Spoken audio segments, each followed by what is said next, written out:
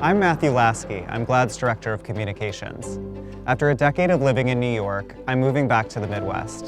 On my journey home, I'm stopping in 4 battleground states to talk to LGBTQ voters about the upcoming election, why they're voting, and what issues matter most to them.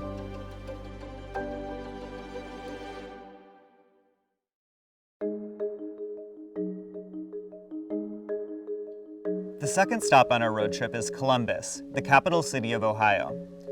In 2008 and 2012, Ohio was won by Barack Obama, but in 2016, it flipped and went for Donald Trump, making it a critical state to win this election.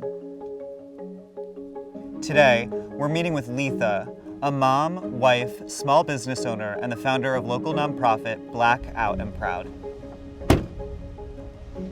Hello.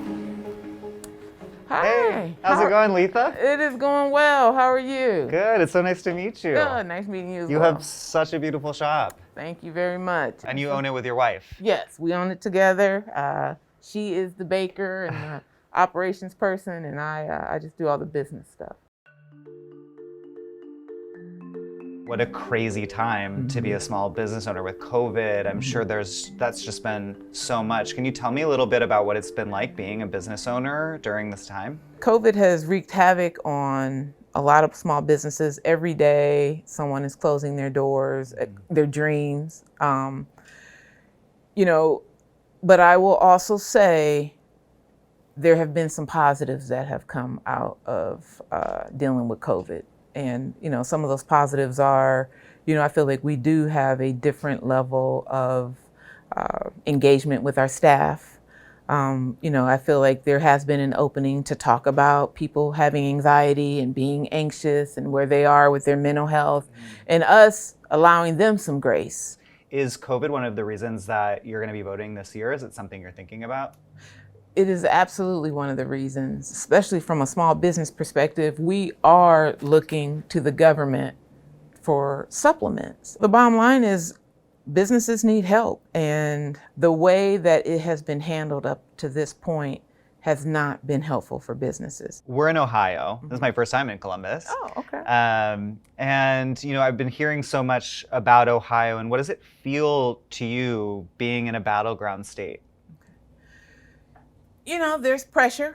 I have relatives texting me saying Ohio needs to carry us and what are you guys doing? And it's a good pressure though, because I think that I would hope that it will make people get up off the couch and go vote. In addition to voting for a president, we also vote for local officials. And on the local level, a lot of people don't take into consideration that those are important elections as well.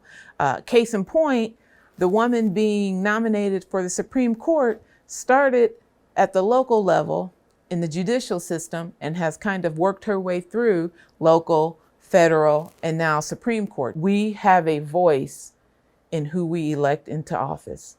People may try to make you think that you don't, but you do. What would you say to someone in your life who is deciding they're not going to participate this election, who it's not for them, they're not going to vote? Just knowing as a Black person what people have gone through to be able to vote, and it wasn't that long ago. 1965, there are people living and walking among 7 years before I was born was when Black people were given the right to vote. So that's very significant because what that means is prior to that point, we were not acknowledged as equal citizens.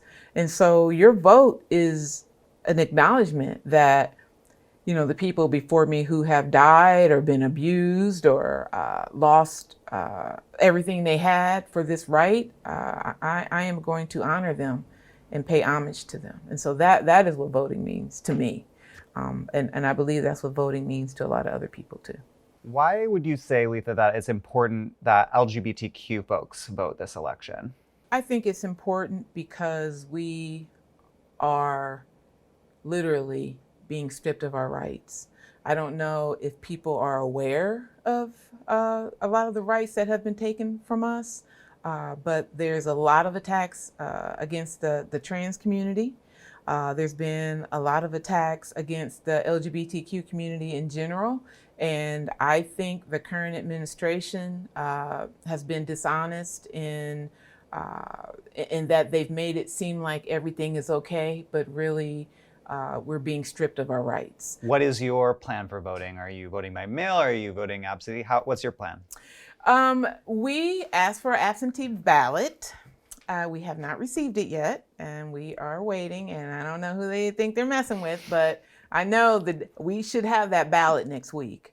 We had an issue where there was a post office in the Black community that shut down about 2 months ago, just never reopened. We literally had to get Congresswoman Beatty involved to get that post office open because it was the only one for miles. So we're going to do an absentee ballot. I am thinking about working the polls. If everyone can do a small little part in this, maybe we'll be better for it. And you're doing it. And now let's go vote. Let's go vote, yes. Talking to Letha was so inspiring and reminded me, I just wanted to mention that early voting in Ohio has started already, and the deadline to request your absentee ballot is Halloween. And if you haven't registered to vote yet, or if you want to check your registration status, you can go to GLAAD.org/action to do both. Next stop, Kalamazoo, Michigan.